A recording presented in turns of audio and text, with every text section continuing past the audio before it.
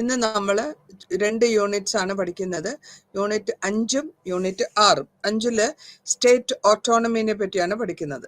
Autonomy പറയുമ്പോഴത്തേക്കും ഓരോ സ്റ്റേറ്റും അവർക്ക് വേണ്ട വിധത്തിലുള്ള കാര്യങ്ങൾ ചെയ്യാനുള്ള സ്വാതന്ത്ര്യം, ഫുൾ സ്വാതന്ത്ര്യം എന്നുള്ളതാണ് അതിൻ്റെ അർത്ഥം.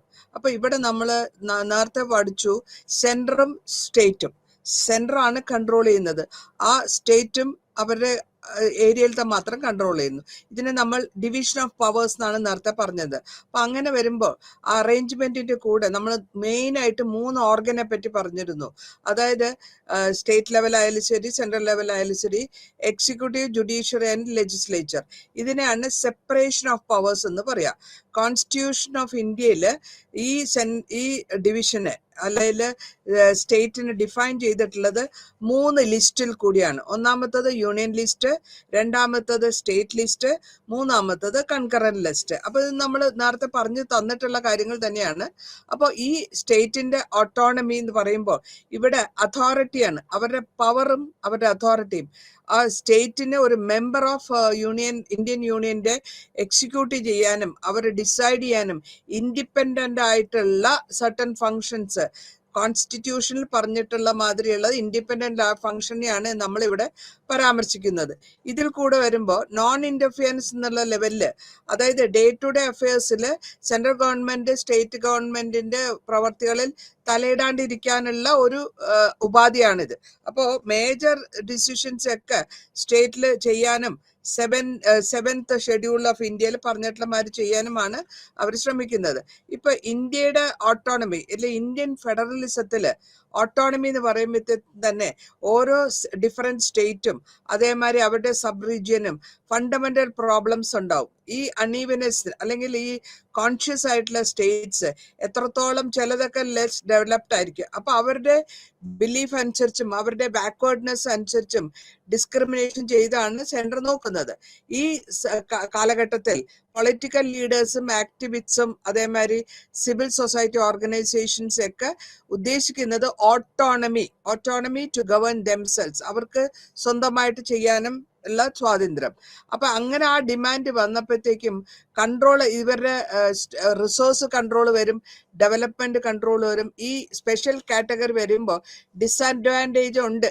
അതായത് പ്രിഫറൻഷ്യൽ ട്രീറ്റ്മെന്റ് കിട്ടും, സെൻട്രൽ അസിസ്റ്റൻസിന്റെയും ടാക്സ് എക്സംഷൻസിന്. ഇങ്ങനെ ഈ കാലങ്ങളാണ് reservation to local jobs establish ചെയ്യുക, education institutions, health infrastructures, hospitals, medical college, incentives, ഇതൊക്കെ പരാമർശിച്ച് വരുന്നുണ്ട്. അപ്പൊ ഇവിടെ നമ്മൾ പഠിക്കാൻ പോകുന്നത് അഡീഷണൽ ആയിട്ട് ഒരു ടൂൾ, അതായത് ഡിസ്പോസൽ ഓഫ് ഫെഡറൽ കൺട്രി എന്നുള്ള ലെവലിൽ മാറ്റിയിട്ട് ഓട്ടോണമി ഡിപ്രീവ് ആയിട്ടുള്ള ഒരു പഞ്ചായത്ത് രാജ് ഇൻസ്റ്റിറ്റ്യൂഷൻസ് ആണ് ഇവിടെ ഉദ്ദേശിക്കുന്നത്. പഞ്ചായത്തില് എക്സ്റ്റൻഷൻ ഏരിയാസ് നമ്മൾ ഇന്നലെ പറഞ്ഞിരുന്നു. 1996 എക്സ്റ്റൻഷൻ കൊണ്ടുവരികയും അതിന്റെ ഗ്രാസ് റൂട്ട് ലെവലില് ഡെമോക്രസിയിൽ ഷെഡ്യൂൾ ചെയ്യുകയും ചെയ്തിട്ടുണ്ട്. പൊളിറ്റിക്കൽ പ്രോസസ്സിൽ, അതായത് പാർട്ടിയാണല്ലോ പൊളിറ്റിക്സ് കൊണ്ടുവരിക. അപ്പൊ പാർട്ടിയിലെ കോയിലേഷൻ പൊളിറ്റിക്സ് വരുമ്പോഴത്തേക്കും ഈ പവറിനെ അല്ലെങ്കിൽ ഈ ഡിവാല്യൂഷൻ ഓഫ് ദ പവറിനെ ലോവസ്റ്റ് ലെവലിൽ സാറ്റിസ്ഫൈ ചെയ്യാനും ഓട്ടോണമി ഡിമാൻഡ് ചെയ്യുന്നത്. അപ്പോൾ സ്റ്റേറ്റ്സ് റിമെയിൻ ആസ് ആക്ടേഴ്സ്. ഡിസ്കഷനിലെ ഓട്ടോണമിയിൽ സ്റ്റേറ്റ്സിന് അത്രയും പവർ കിട്ടുന്നില്ല എന്നുള്ളത് കൊണ്ടാണ് അവർ ഈ പവർ ചോദിക്കുന്നതിന്റെ അർത്ഥം. അപ്പൊ ഓരോ സ്റ്റേറ്റ് യൂണിറ്റും എൻജോയ് ചെയ്യാൻ തുടങ്ങിക്കഴിഞ്ഞാൽ ഇന്ത്യൻ ഫെഡറൽ സിസ്റ്റം എന്നുള്ളത് മാറിപ്പോകും. ഇനി ഡിമാൻഡ് ചെയ്യാനുള്ള ഫെഡറൽ സിസ്റ്റത്തിന്റെ കാരണങ്ങൾ, 4th ജനറൽ ഇലക്ഷൻസ് നടന്നു 1967.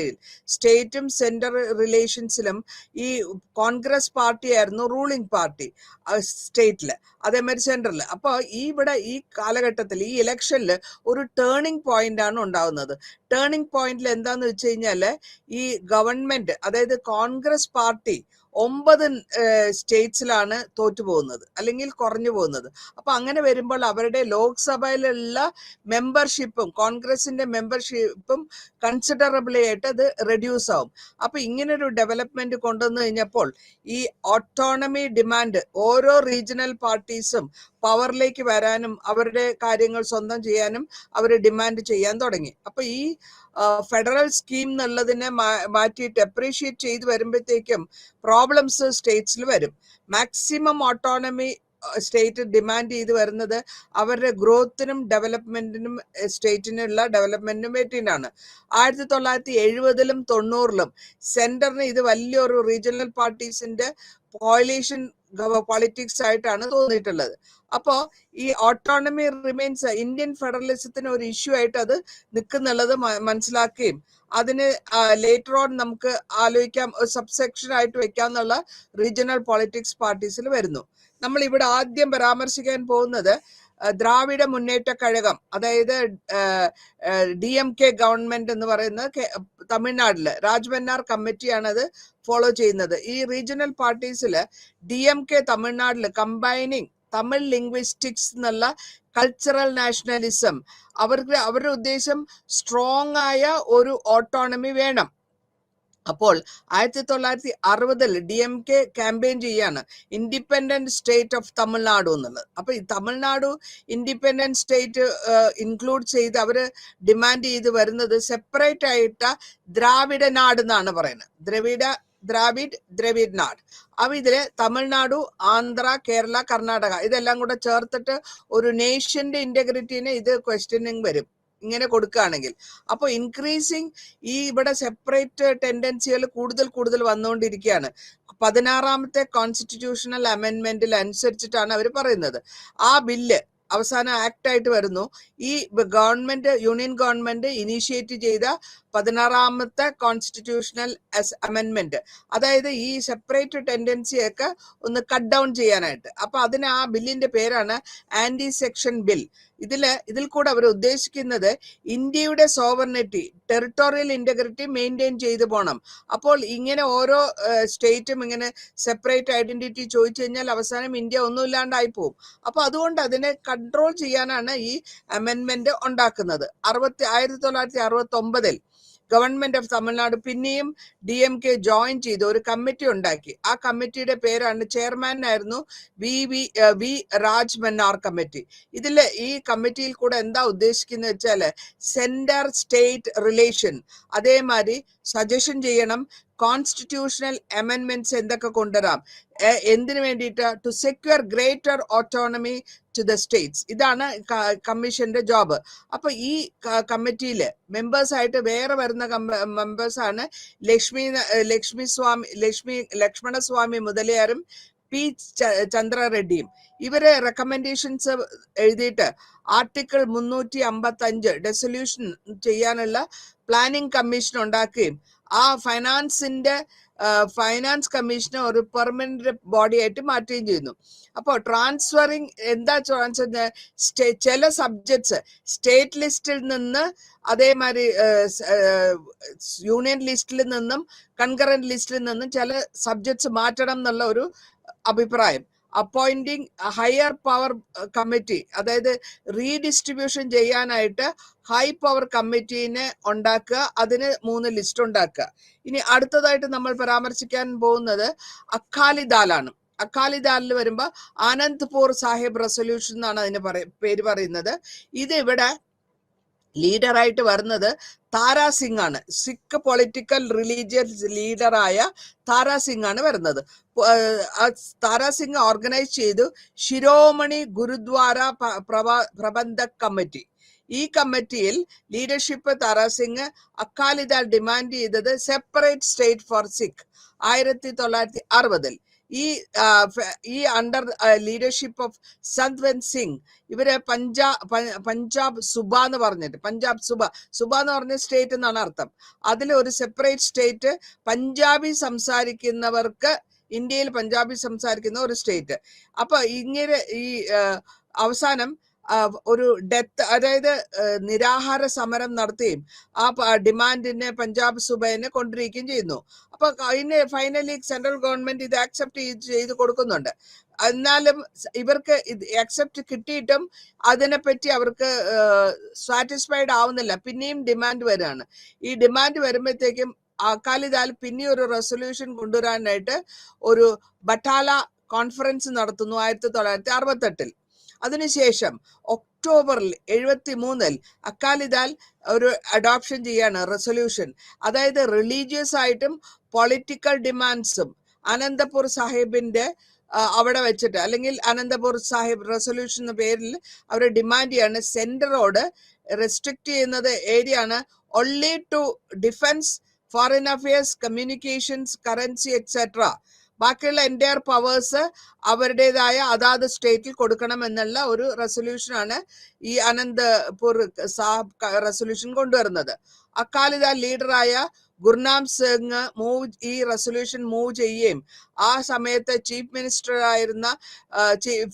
മിനിസ്റ്റർ പഞ്ചാബിന്റെ ചീഫ് മിനിസ്റ്റർ DMK ലീഡറായ കരുണാനിധിനെ ലുധിയാനയിലേക്ക് വിളിച്ചിട്ട് അവിടെ ഇരുന്ന് രണ്ടുപേരും കൂടെ ഒരുമിച്ചിട്ട് ഓരോ സ്റ്റേറ്റിലും അവരുടേതായ ഓട്ടോണമി കിട്ടണം എന്നുള്ള ഡിമാൻഡ് സെന്ററോട് വയ്ക്കാനുള്ള പ്ലാൻ ഉണ്ടാക്കുന്നു.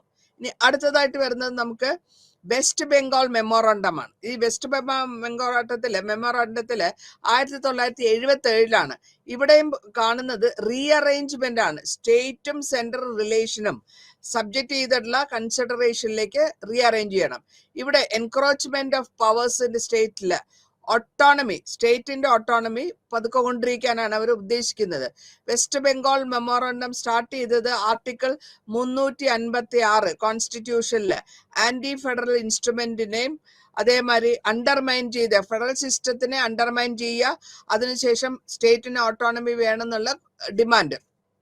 ഇതിൽ കൂടെ ഇവർ ഡിമാൻഡ് ചെയ്തത് ആർട്ടിക്കിൾ 357 ഇതില് പ്രസിഡന്റിന്റെ പവർ, അതായത് പ്രസിഡന്റിന് നമ്മൾ പവേഴ്സ് പഠിക്കുമ്പോൾ ഒരു പ്രസിഡന്റിന്റെ പവറിൽ പറഞ്ഞിട്ടുണ്ട് എപ്പോഴെങ്കിലും സ്റ്റേറ്റ് അസംബ്ലിയോ അല്ലെങ്കിൽ സ്റ്റേറ്റ് ഗവൺമെന്റോ അല്ലെങ്കിൽ ലെജിസ്ലേറ്റീവ് അസംബ്ലിയോ പ്രസിഡന്റിനെ ഡിസോൾവ് ചെയ്യാം, provided there are certain conditions for that.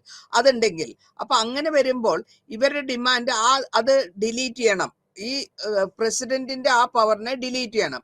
അതേമാതിരി തന്നെ കോൺസ്റ്റിറ്റ്യൂഷനില് ഒരു വേർഡ് ഉണ്ട് ഫെഡറൽ എന്നുള്ളതിനെ ഡിലീറ്റ് ചെയ്യണം. അതേമാതിരി തന്നെ യൂണിയൻ വേർഡ് ഉണ്ട്, യൂണിയൻ ഇൻ ദ കോൺസ്റ്റിറ്റ്യൂഷനില് യൂണിയൻ എന്നുള്ളതിനെ മാറ്റി ഫെഡറൽ എന്നാക്കണം എന്നുള്ള ഡിമാൻഡും വെസ്റ്റ് ബംഗാൾ മെമ്മോറണ്ടത്തിലൂടെ അവര് ഡിമാൻഡ് ചെയ്യാണ്. ഇനി മൂന്നാമതായിട്ട് വരുന്നത് തെലുഗുദേശം പാർട്ടിയാണ്. TDP എന്ന് പറയും, വിജയവാഡ കോൺക്ലേവില്.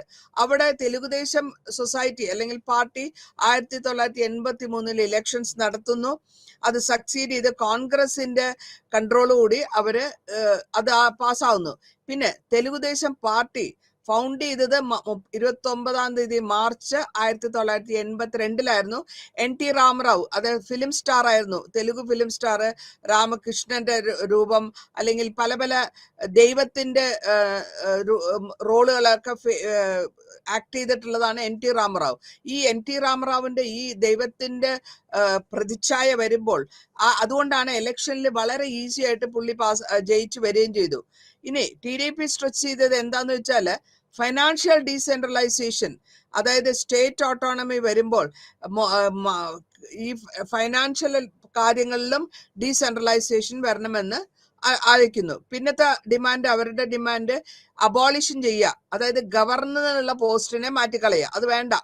പിന്നെ TDP ലീഡർ രാമറാവു ഹോസ്റ്റ് ചെയ്തു, ഒരു പാർട്ടി ഹോസ്റ്റ് ചെയ്യും വിജയവാഡയില് 83.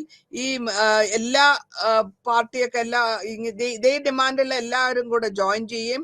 ആ കോൺക്ലേവില് ചീഫ് മിനിസ്റ്റേഴ്സ് ബാംഗ്ലൂരിൽ ഓർഗനൈസ് ചെയ്തു. രാമകൃഷ്ണ ഹെഗ്ഡെ ആയിരുന്ന ആ സമയത്ത് ഉണ്ടായിരുന്നത് ബാംഗ്ലൂരിൽ ഓർഗനൈസ് ചെയ്തു. യൂണിയൻ സ്റ്റേറ്റ് റിലേഷനെ പറ്റിയുള്ളത് മീറ്റിംഗ് ബാംഗ്ലൂരിലാണ് നടന്നത്. ഇനി നാഷണൽ കോൺഫറൻസ് ശ്രീനഗറിൽ കോൺഫറൻസ് വെക്കുകയാണ്. 83 50 ലീഡേഴ്സ് ആണ് വരുന്നത്. 17 പൊളിറ്റിക്കൽ പാർട്ടീസ് അവര് മീറ്റ് ചെയ്യുന്നു അവിടെ കോൺക്ലേവില്. ഫറൂഖ് അബ്ദുള്ള അന്നത്തെ ചീഫ് മിനിസ്റ്റർ, അതായത് ജമ്മു കാശ്മീരിന്റെ അന്നത്തെ ചീഫ് മിനിസ്റ്റർ. ലേറ്റർ ഓൺ ആണ് ജമ്മു ആൻഡ് കാശ്മീർ എന്നും ലഡാക്ക് എന്നും യൂണിയൻ ടെറിട്ടറിയായി അത് മാറുന്നത്. ഈ ശ്രീനഗർ കോൺക്ലേവിൽ കൂടെ ഈ എല്ലാ പാർട്ടികളും, ബാക്കിയുള്ള പാർട്ടികൾ DMK, TDK, Akali Dal, republican party, Assam ജയ്സ് ഭാരതി ദാൾ, നാഷണൽ കോൺഫറൻസ്, പിന്നെ ലെഫ്റ്റ് പാർട്ടീസ് എല്ലാവരും പ്രസന്റ് ചെയ്തിട്ട് ഫെഡറലിസത്തിനും അവരുടെ ഡിമാൻഡ് മുഴുവനും more autonomy to the state ആയിരുന്നു. കൂടാണ്ട് നമുക്ക് പിന്നെ കാണാൻ പറ്റുന്നത് നാഷണൽ നാഗ കൗൺസിലാണ്, NNC and Mizo national front MNF. ഇവര് ഡിമാൻഡ് ചെയ്യുന്ന ഓട്ടോണമി അവരുടെ റീജിയനില്. നാഗ നാഷണൽ കൗൺസിൽ അഡ്വക്കേറ്റ് ചെയ്തത് അൺലിമിറ്റഡ് ആയിട്ടുള്ള ഓട്ടോണമി നാഗ ഹിൽസിന്. അതേമാതിരി ലീഡർ ആയിരുന്നത് AZ പീസോ ഡിമാൻഡ് ചെയ്തത് ഇൻഡിപെൻഡന്റ് സ്റ്റേറ്റ് നാഗാസിന് away from the rest of the India, എത്തനിക്കലിയും കൾച്ചറൽ ബേസിൽ ഞങ്ങളെ വേറെയാണ് എന്നുള്ള ലെവലിലാണ് അവരുടെ ഡിമാൻഡ്. ഈ ഡിമാൻഡിനും creation of independent state of Mizoram under the leadership of ലഡ്ഗാന ചെയ്യുന്നു. ഈ പർപ്പസിന് അവര് MNF റിക്രൂട്ട് ചെയ്യുന്നു, യങ്സ്റ്റേഴ്സിനെ റിക്രൂട്ട് ചെയ്ത് യങ് ആയ യുവാക്കളെ റിക്രൂട്ട് ചെയ്യും, മിലിറ്ററി ട്രെയിനിങ്, മിലിറ്ററി ഓപ്പറേഷൻസിലുള്ള ട്രെയിനിങ് കൊടുക്കുകയും ചെയ്യുന്നു. പിന്നെ നമ്മൾ കാണാൻ പോകുന്നത് സെന്റർ സ്റ്റേറ്റ് ഫൈനാൻഷ്യൽ റിലേഷനെ പറ്റിയുള്ള ഓട്ടോണമി. അപ്പൊ ഫൈനാൻഷ്യൽ റിലേഷൻസ് എന്ന് പറയുമ്പോൾ തന്നെ മണി മാറ്റർ എന്ന് മനസ്സിലാക്കാൻ പറ്റും. ഇവിടെ കോൺസ്റ്റിറ്റ്യൂന്റ് അസംബ്ലി പറഞ്ഞിട്ടുള്ളത് union territory, union state of ഇന്ത്യയില് പാർട്ടീഷന് ശേഷം 1947 ശേഷം വളരെ സെൻട്രിസ്റ്റ് ആയ ഇൻഡിപെൻഡന്റ് സ്റ്റേറ്റ് ഉണ്ടാക്കാനും ഫെഡറൽ സ്ട്രക്ചറിൽ കൊണ്ടുവരാനുമാണ് അവര് ശ്രമിച്ചത്. ഇതില് സെൻട്രൽ ഗവൺമെന്റ് ഒരു ഫെഡറൽ സിസ്റ്റത്തിൽ കൊണ്ടുവന്നതിൽ കൂടിയും അവർ യൂണിയൻ ലിസ്റ്റ് ഉണ്ടാക്കിയും അതിൽ കൂടെ ജൂറിസ്ഡിക്ഷൻ ഏതൊക്കെ ഏരിയാസ് ഫൈനാൻഷ്യൽ ആണ് മെയിൻ ആയിട്ട് വരുന്നത്, union parliament residuary powers enjoy ചെയ്യുന്നുണ്ട്. ഇതൊക്കെ സ്ട്രെങ്തൻ ചെയ്ത് വരുന്നതിന് ഇത് സെൻട്രിഫ്യൂഗൽ ഫോഴ്സസ് ആയിട്ട് കൊണ്ടുവരുന്നു.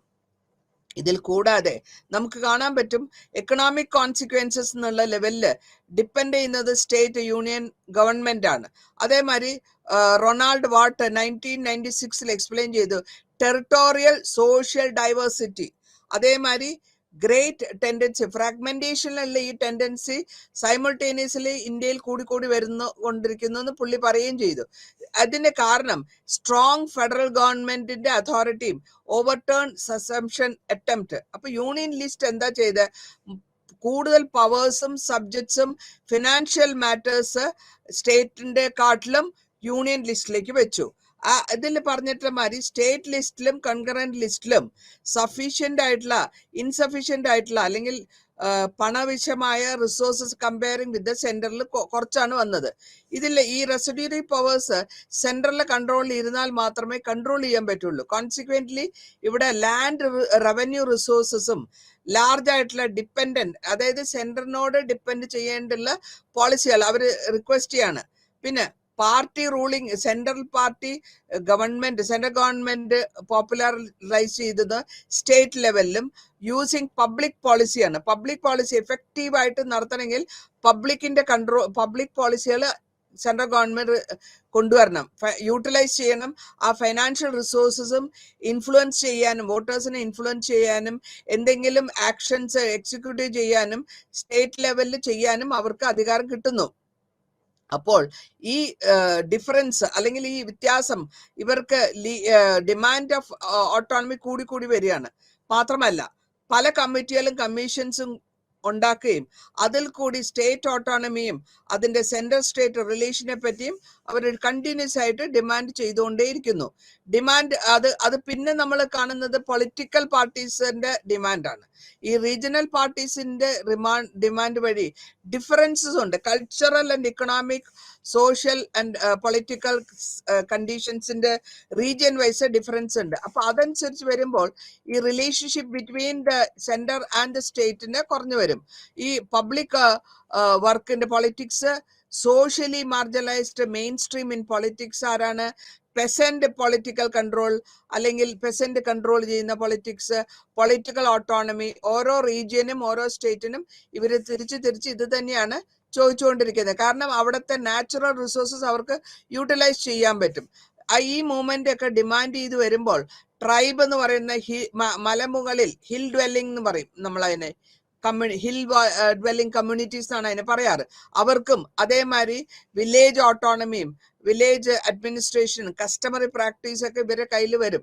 ഇതിനാണ് ഇവർ ഈ ഡിമാൻഡ് ചോദിച്ചുകൊണ്ടിരിക്കുന്നത്. ഈ ഫെഡറലിസത്തിൽ നിന്ന് മാറി ന്യൂ സ്റ്റേറ്റ്സ് ഉണ്ടാക്കുകയും ആ ന്യൂ സ്റ്റേറ്റ്സിന്റെ യൂണീക്ക് ആയിട്ടുള്ള പഞ്ചായത്തിലേക്ക് കൊണ്ടുവരുന്നു. പിന്നെ നമ്മൾ ഇന്നലെ പറഞ്ഞു എക്സ്റ്റൻഷൻ പറഞ്ഞിരുന്നു 1996 PSA വഴി.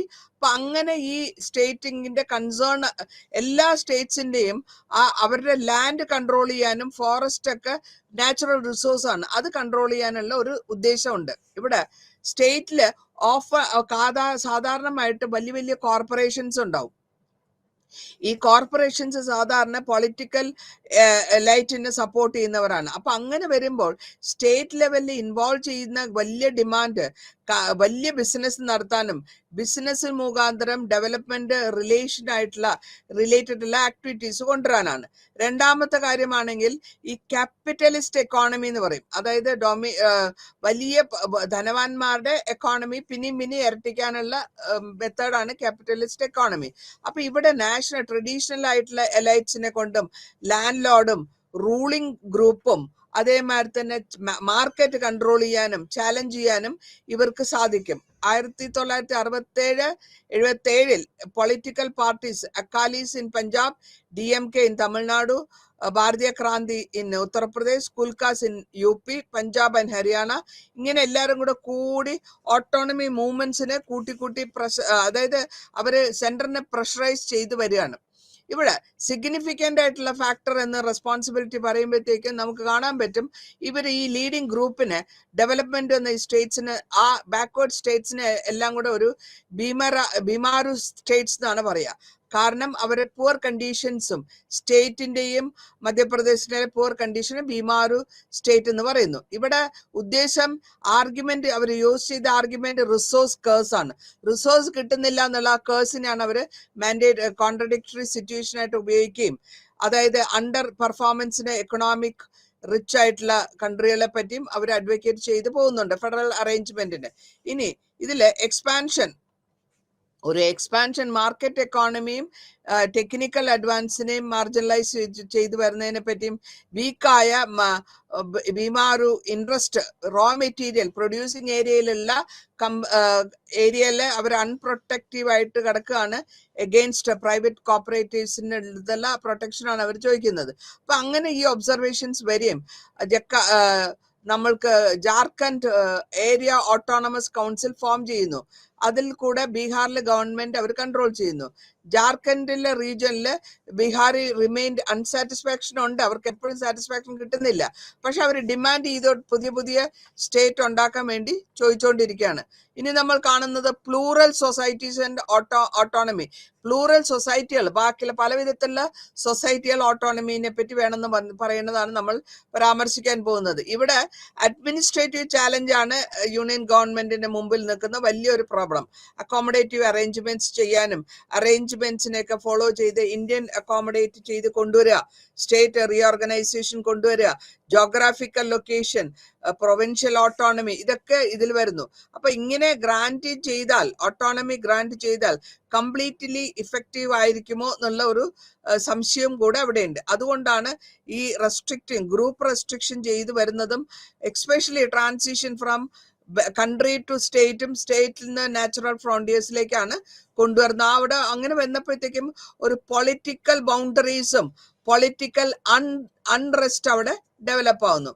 മാത്രമല്ല പോപ്പുലേഷന്റെ കൾച്ചറിലും എത്തനിക് ആസ്പിറേഷൻസും അതേമാതിരി ഓരോ സ്റ്റേറ്റിനും പ്രൊവിൻഷ്യനും വരുന്ന ഡിമാൻഡ് ഇൻഡിപെൻഡന്റ് ആയിട്ടുള്ള ഡെമോക്രസിയില് സച്ച് പോസിബിൾ സെൻട്രൽ ഗവൺമെന്റിന് ഉള്ള പാർലമെന്റ് ഇഗ്നോർ ചെയ്യേണ്ട ഒരു റീജിയണൽ ആസ്പിറേഷൻസ് വരികയും ചെയ്യുന്നുണ്ട്.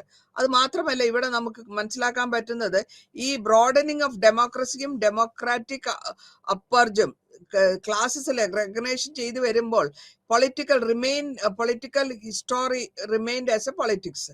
ഇനി നമ്മൾ കാണുന്നത് എത്തനിസിറ്റിയാണ്. എത്തനിസിറ്റി ഏത് autonomy? Ethnic customs, traditions, language, region, economic interest, culture, ഇതിനെയാണ് നമ്മൾ എത്തനിസിറ്റി എന്ന് പറയാ. ഇതിൽ കൂടെ നോക്കുമ്പോൾ ബാക്ക്വേർഡ് ട്രാക്സിലുള്ള ബ്രിട്ടീഷുകാരുടെ സമയത്തിൽ എക്സ്ക്ലൂഡഡ് അല്ലെങ്കിൽ പാർഷ്യലി എക്സ്ക്ലൂഡഡ് എന്ന് ഗവൺമെന്റ് ഓഫ് ഇന്ത്യ ആക്ടിൽ പറയുന്നുണ്ട് 1935. അതേമാതിരി തന്നെ ട്രൈബൽ ഏരിയാസ്, ബ്രിട്ടീഷിന്റെ കാലഘട്ടത്തും അതിനുശേഷമുള്ള ട്രൈബൽ ഏരിയാസ്, ഈ ട്രൈബൽ പോപ്പുലേഷൻസ് ഏരിയാസ് ഒക്കെ എല്ലാവരും ഈ ഓട്ടോണമി ചോദിക്കുന്നുണ്ട്. ഈ ഓട്ടോണമിന്റെ കാര്യത്തിൽ ഡെലിബറേറ്റ് ആയിട്ട് സിസ്റ്റമാറ്റിക് ആയിട്ട് ഛോട്ടാ നാഗ്പൂരിൽ പോപ്പുലേഷൻ ഡൈവേഴ്സ് ചെയ്ത് പല ട്രൈബൽ കമ്മ്യൂണിറ്റീസ് ഉണ്ടാവുന്നു. 2000 ഛത്തീസ്ഗഡ്, ജാർഖണ്ഡ് എന്നുള്ള സ്റ്റേറ്റ് രണ്ട് സ്റ്റേറ്റ് ക്രിയേറ്റ് ചെയ്യുന്നു. ഷെഡ്യൂള് ഇന്ത്യൻ കോൺസ്റ്റിറ്റ്യൂഷന്റെ 6ാമത്തെ ഷെഡ്യൂളിൽ പ്രൊവിഷൻസിൽ വരെ നോർത്ത് ഈസ്റ്റേൺ സ്റ്റേറ്റ്സ് ഉണ്ടാക്കുന്നു. ഇപ്പൊ ഈ കോൺസ്റ്റിറ്റ്യൂന്റ് ആയിട്ട് കണ്ടിന്യൂസ് ആയിട്ടുള്ള വഴക്കുകൾ കാരണം കോമ്പറ്റീഷൻ എത്തനിക് ഗ്രൂപ്പുമായിട്ടുള്ള ഡിമാൻഡ് വരുന്നത് ഈ ഓട്ടോണമിക്ക് വേണ്ടിയിട്ടാണ്. ഇനി നമ്മൾ അടുത്ത പരാമർശിക്കുന്നത് ലാംഗ്വേജ് ബേസ്ഡ് ഉള്ള ഓട്ടോണമിയാണ്. ലാംഗ്വേജിനെ വെച്ചുകൊണ്ടുള്ള ഓട്ടോണമി ചോദിക്കുക. ലിംഗ്വിസ്റ്റിക് ബേസിസിൽ റീഓർഗനൈസേഷൻ ചെയ്യണം. അതിനുശേഷം ഇന്ത്യയുടെ ഇന്റഗ്രേറ്റീവ് നേഷൻ വരും. അപ്പൊ ഇങ്ങനെ സ്റ്റേറ്റ് ബൗണ്ടറീസിന്റെ ലിംഗ്വിസ്റ്റിക് ബേസിസിൽ റേസ് ചെയ്തിട്ടുള്ള ക്വസ്റ്റ്യൻ ആയിരുന്നു. അടുത്ത് വരുന്നത് റീജിയണൽ ലീഡേഴ്സും പൊളിറ്റിക്കൽ ലീഡേഴ്സും ഇതിനെപ്പറ്റി ലിംഗ്വിസ്റ്റിക് സ്റ്റേറ്റ്സിനെ പറ്റി ഇന്ത്യയിൽ ഇൻഡിപെൻഡന്റ് ആയ ശേഷം ഡിമാൻഡ് ചെയ്യുന്നുണ്ട്. തെലുഗു സ്റ്റേറ്റ് വന്നു 1-ാം തീയതി ഒക്ടോബർ 1953 വന്നു. പിന്നെ ഇത് പലരുടെയും നിരാഹാര സമഗ്രം സ്ട്രൈക്കിന്റെ ഒക്കെ കാരണം കൊണ്ട് ഇങ്ങനെ റീഓർഗനൈസേഷൻസ് നടന്നു വരുന്നുണ്ട്. പിന്നെ 1953 ഇതിനെപ്പറ്റി കൂടുതൽ ബേസിക് കമ്മീഷൻ വരുത്തുകയും ലിംഗ്വിസ്റ്റിക്സ് ബേസിസിൽ സൗത്ത് ഇന്ത്യയില് റീഓർഗനൈസേഷൻ ആക്ട് 56 ആ ആക്ട് പാർലമെന്റ് പാസാക്കി. ഇന്ത്യ ഫ്രീഡത്തിന്റെ കാലഘട്ടത്തിൽ 1950 ഗ്രാൻഡ് ചെയ്തിട്ടുള്ള ഒരു highest part A, part B, part C, part D ഇതിലൊക്കെ പറഞ്ഞിട്ടുണ്ട് ഈ ഓട്ടോണമിനെ പറ്റി. ഈ റീഓർഗനൈസേഷൻ കമ്മീഷൻ വരികയും അതിൽ കൂടി അവര് ഡിമാൻഡ് പുതിയ സ്റ്റേറ്റുകൾ വേണമെന്ന് ആവശ്യം ഉന്നയിക്കുകയും ചെയ്തിരുന്നു. ഇനി ക്രിയേഷൻ പുതിയ പ്രൊവിൻഷ്യൽ സ്റ്റേറ്റും അതേമാതിരി യൂണിയൻ ടെറിട്ടറിയും ഡിഫറൻഷ്യൽ ആയിട്ട് കൊണ്ടുവന്ന് ചോദിച്ചിട്ടാണ് ഇഫക്റ്റീവ് എടുത്തു പോകുന്നത്. 1960 പഞ്ചാബ്, മഹാരാഷ്ട്ര, ഗുജറാത്ത് ക്രിയേറ്റ് ചെയ്തു. അതേമാതിരി ഹിമാചൽ പ്രദേശ് അപ്ഗ്രേഡ് ചെയ്തു സ്റ്റേറ്റ് ലെവലിലേക്ക്. അപ്പൊ ഇങ്ങനെ ഇനി അൺഫിൽഡ് ആയിട്ടുള്ള കുറച്ച് ഓട്ടോണമി അത് നമുക്ക് ഗൂർഖാലാൻഡ് ഉണ്ട്, വിദർഭയുണ്ട്, ഹരിപ്രദേശ് ഉണ്ട്. ഇനിയും ന്യൂ സ്റ്റേറ്റ്സ് ജാർഖണ്ഡ് 2000 കൊണ്ടുവന്നു, ഉത്തരാഖണ്ഡ് കൊണ്ടുവന്നു, ഛത്തീസ്ഗഡ് കൊണ്ടുവന്നു. ഈ ക്രിയേഷൻ വരുമ്പോ പ്രൊലോങ്ഡ് ആയിട്ടുള്ള ഹില്ലി റീജിയൻ ആണ് ഉത്തർപ്രദേശിൽ വരുന്നത്. നമുക്ക് ലാംഗ്വേജിനെ ഒരു ടൂളായിട്ട് ഉപയോഗിച്ചുകൊണ്ട് ഈ ലിംഗ്വിസ്റ്റിക്സ് ഗ്രൂപ്പ് ഉണ്ടാക്കുകയും ഈ ലിംഗ്വിസ്റ്റിക്സ് ഗ്രൂപ്പിന്റെ ഡിമാൻഡ് ഓട്ടോണമി ഇൻ ലിംഗ്വിസ്റ്റിക് റീജിയനിൽ കൊണ്ടുവരുന്ന north eastern states social, political, geopolitical, historical facts ആണ് ഡിമാൻഡ്. അപ്പൊ ഓട്ടോണമി മൂവ്മെന്റ്സിൽ നോർത്ത് ഈസ്റ്റിലെ ലീഡിങ് അവരെന്നോട്ട് 7 സ്റ്റേറ്റ്സ് ഗ്രാജുവലി അത് 7 സുന്ദരികൾ എന്ന് പറയും ആ സ്റ്റേറ്റിന്. 7 states Nagaland 1963, Meghalaya 1972, Manipur and Tripura state ആയി, അരുണാചൽ പ്രദേശ്, മിസോറാം ക്രിയേറ്റ് ചെയ്തത് യൂണിയൻ ടെറിട്ടറി ആക്കിയാണ്. ഇപ്പൊ അതിന് 1986 സ്റ്റേറ്റിന്റെ ലെവലിലേക്ക് ഉദ്ധരിച്ചിട്ടുണ്ട്. അപ്പൊ അങ്ങനെ കസ്റ്റമറി അനുസരിച്ചാണ് ഇതുകൾ കൊണ്ടുവന്ന് പതുക്കെ നമ്മൾ കൊണ്ടുവന്ന് കൊടുക്കുന്നുണ്ട്. ഇതോടുകൂടി ഈ ചാപ്റ്റർ 5ാമത്തെ ചാപ്റ്റർ തീരുകയാണ്. ഇനി നമ്മൾ പോകാൻ പോകുന്നത് അടുത്ത ചാപ്റ്റർ ആയ sub regional autonomy and governance. അതായത് നമുക്ക് അടുത്ത ചാപ്റ്റർ യൂണിറ്റ് 6 വരുന്നത് പല വിധത്തിലുള്ള ചെറിയ റീജിയണൽ ഓട്ടോണമിയും അവരുടെ ഇഷ്യൂസും അവരുടെ ചാലഞ്ചസും ഒക്കെയാണ്. എങ്ങനെയാണ് പുതിയ സ്റ്റേറ്റ്ഹുഡ് ഡിമാൻഡ് ചെയ്യുക, അല്ലെങ്കിൽ ഫോർമേഷൻ വരിക, ഛത്തീസ്ഗഡ് എങ്ങനെ വന്നു, ഉത്തരാഖണ്ഡ് എങ്ങനെ വന്നു എന്നുള്ളതിനെ പറ്റിയൊക്കെ നമുക്ക് ഇതിൽ പരാമർശിക്കാൻ പറ്റും. അപ്പോൾ ഇവിടെ നമ്മൾ ഈ യൂണിറ്റിൽ നമ്മൾ പറയുന്നത് സബ് റീജിയണൽ ഓട്ടോണമി എന്നാണ്. സബ് റീജിയണൽ ഓട്ടോണമി കണ്ടംപററി ആയിട്ടുള്ള ഇന്ത്യൻ ഡെമോക്രസിയിൽ കൂടെയുള്ള ഇപ്പോഴും നിൽക്കുന്ന സബ് ആയിട്ടുള്ള ഒരു റീജിയന്റെ ചെറിയ റീജിയൻ.